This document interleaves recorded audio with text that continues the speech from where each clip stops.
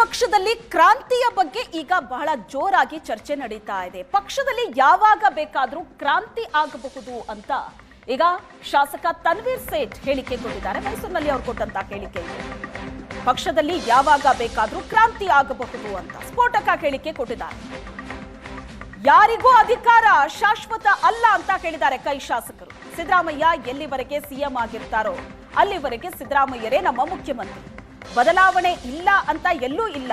ಇದು ತನ್ವೀರ್ ಸೇಠ್ ಅವರ ಸ್ಟೇಟ್ಮೆಂಟ್. ಇದು ಸ್ಫೋಟಕ ಹೇಳಿಕೆ ಕೊಟ್ಟಿದ್ದಾರೆ. ಮೊದಲೇ ಸೆಪ್ಟೆಂಬರ್ ಕ್ರಾಂತಿಯ ಬಗ್ಗೆ ಚರ್ಚೆ ಆಗುವಾಗ ತನ್ವೀರ್ ಸೇಠ್ ಕ್ರಾಂತಿಯ ಬಗ್ಗೆ ಮಾತಾಡಿದ. ನಾವು ಈ ರೀತಿಯಲ್ಲಿ ಮಾಧ್ಯಮದಲ್ಲಿ ಮಾತಾಡುವಂಥದ್ದಲ್ಲ. ನಾನು ಬಹಳ ಹಿಂದೆನೂ ನಾನು ಹೇಳಿದ್ದೇನೆ, ಅನೇಕ ಸಂದರ್ಭದಲ್ಲಿ ಹೇಳಿದ್ದೇನೆ. ಜನರ ಆಶೀರ್ವಾದ ಪಡ್ಕೊಂಡು ಸಂಖ್ಯಾಬಲದ ಮೇಲೆ ಸರ್ಕಾರ ಬಂದಿರೋದ್ರಿಂದ ನಮಗೆ ಇರುವಂತಹ ಜವಾಬ್ದಾರಿಯಲ್ಲಿ 5 ವರ್ಷವೂ ಕೂಡ ಸುಭದ್ರವಾದಂತಹ ಸರ್ಕಾರ ಕೊಡಬೇಕಾಗಿರುವಂಥದ್ದು ಕಾಂಗ್ರೆಸ್ ಪಕ್ಷದ ಜವಾಬ್ದಾರಿ.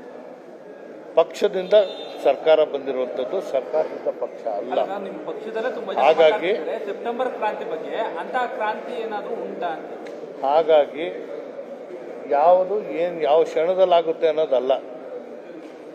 ಯಾರಿಗೂ ಅಧಿಕಾರ ಶಾಶ್ವತ ಅಲ್ಲ. ಇದು ಬಹಳ ಸ್ಪಷ್ಟವಾಗಿ ಹೇಳಿದ್ದೀನಿ. ನಾನು 100 ವರ್ಷ ಬದುಕಬೇಕು ಅನ್ನೋದಿದ್ರೂ ಕೂಡ ಅದು ನನ್ನ ಕೈಯಲ್ಲಿ ಸಾಧ್ಯನಾ ಅನ್ನೋದು ನನಗೆ ಗೊತ್ತಿಲ್ಲ. ಯಾಕೆ ಮಾರನೇ ದಿನ ಬೆಳಗ್ಗೆ ನನಗೆ ಆಗುತ್ತೋ ಇಲ್ವೋ ನನಗೆ ಗೊತ್ತಿಲ್ಲ. ಸೊ ಹಾಗಾಗಿ ಎಲ್ಲಿವರೆಗೂ ಮಾನ್ಯ ಮುಖ್ಯಮಂತ್ರಿಗಳಾಗಿದ್ದಾರೆ, ಅವರು ನಮ್ಮ ಮುಖ್ಯಮಂತ್ರಿ. ಮುಂದೆ ಏನಾಗುತ್ತೋ ಕಾದ್ ನೋಡೋಣ. ಬದಲಾವಣೆ ಇದೆ ಅಂತ ನಿಮ್ಮ ಮಾತಿನ ಅರ್ಥ? ನೋಡಿ, ಬದಲಾವಣೆ ಇಲ್ಲ ಅಂತ ಎಲ್ಲೂ ಇಲ್ಲ. 5 ವರ್ಷ ಆದ್ಮೇಲೆ ಬದಲಾವಣೆ ಆಗ್ಲೇಬೇಕು. ಏನಾಗುತ್ತೆ, ಇಲ್ಲಿ ಅಧಿಕಾರದ ಹಂಚಿಕೆ ಮಾಡುವಂತ ಸೂತ್ರ ಆಗಿರ್ಬೋದು, ಅಧಿಕಾರ ಯಾರು ಯಾವ ರೀತಿಯಲ್ಲಿ ಬಳಕೆ ಮಾಡ್ಕೋಬೇಕು ಅನ್ನೋ ಸೂತ್ರ ಇರ್ಬೋದು, ಅದು ಯಾರಿಗೂ ಗೊತ್ತಿಲ್ಲ.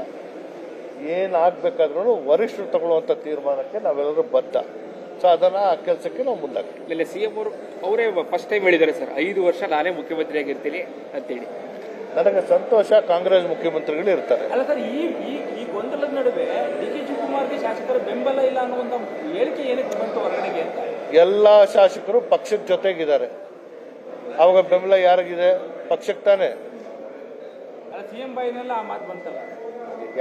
ನೋಡಿ, ಯಾರೋ ಮಾತಾಡಿದ್ದು ನಾನು ಪ್ರತಿಕ್ರಿಯಿಸ್ಕೊಂಡು ಹೋದಾಗ ಅದು ಕೊನೆ ಇಲ್ಲ.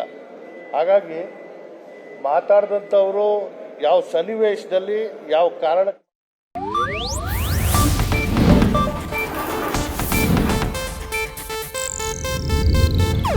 ಇದು ಏಷ್ಯಾನೆಟ್ ನ್ಯೂಸ್ ನೆಟ್ವರ್ಕ್ ಪ್ರಸ್ತುತಿ.